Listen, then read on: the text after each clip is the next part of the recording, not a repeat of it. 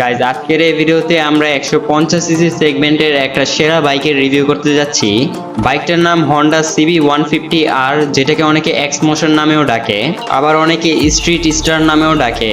যাই হোক, নাম দিয়ে কাম কি, কেননা বৃক্ষ তো তার ফলে পরিচয় বহন করে থাকে। যদিও এই বাইকটা কোনো বৃক্ষ না, তবে এই বাইক কিরকম ফল দিয়ে থাকে সেটাই আজকের এই ভিডিওতে জানবো আমরা। তো চলেন আর বেশি কথা না বাড়ি ভিডিও মেইন টপিক নিয়ে কথা বলি। বাট ভিডিও মেইন টপিকে যাওয়ার আগে আপনারা যারা এখন আমার চ্যানেলটিকে সাবস্ক্রাইব করে দিন ভাই। দেখেন, সাবস্ক্রাইব কিন্তু ফ্রি হয়, করতে কোনো টাকা লাগে না। যেহেতু সাবস্ক্রাইব করাটা ফ্রি হয়, তাহলে আর দেরি কিসের, এখনই। Vipers coiled. Oh, those Rollins! Stop!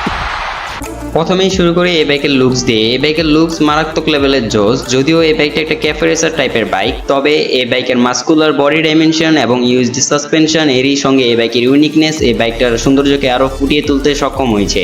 আমি লুকসের বিষয়ে এই বাইকের ব্যাপারে কিছু বলবো না, আমার কাছে পার্সোনালি এই বাইকের লুকস মোটামুটি ভালোই লেগেছে।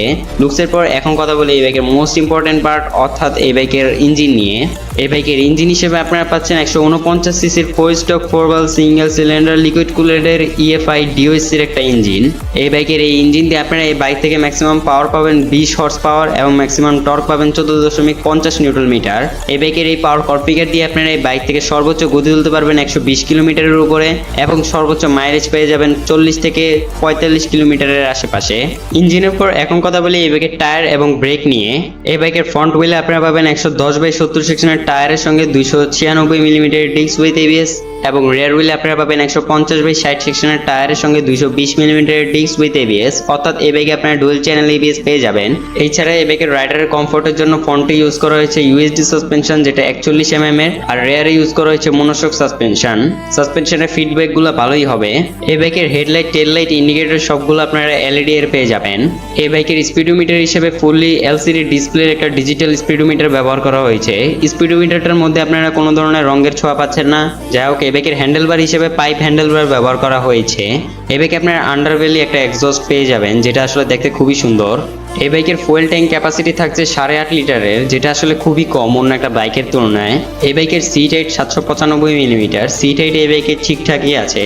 যাই হোক, এখন কথা বলি এই বাইকের প্রাইস নিয়ে। এই বাইকের প্রাইস 7,50,000 টাকার উপরে ওয়েবসাইটে দেখায় যেটা, তবে আপনারা 7,20,000 টাকা থেকে 7,50,000 টাকার আশেপাশেই পেয়ে যাবেন। এই বাইকের প্রাইস অনেক বেশি। এই প্রাইসের মধ্যে চাইলে আপনারা দুইটা বাইক কিনতে পারবেন।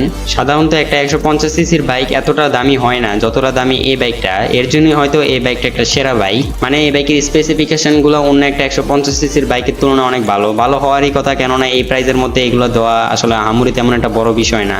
যাই হোক, আজকের এই ভিডিওটা এখান পর্যন্তই রাখি। যদি ভিডিওটা ভালো লাগে তাহলে কমেন্ট করতে ভুলবেন না, আর যদি একটু বেশি ভালো লাগে তাহলে যা করতে হবে সেটা আমি বলবো না, সেটা আপনারা আমার বিপ্লব ভাই বলবে। বিপ্লব ভাই বলেন। एक तो लाइक और शेयर ठोक दीजिए, महाकाल का दबा के लाइक और शेयर ठोक दीजिए, 5,000 लौटे दिख जाना चाहिए। जब दिखता है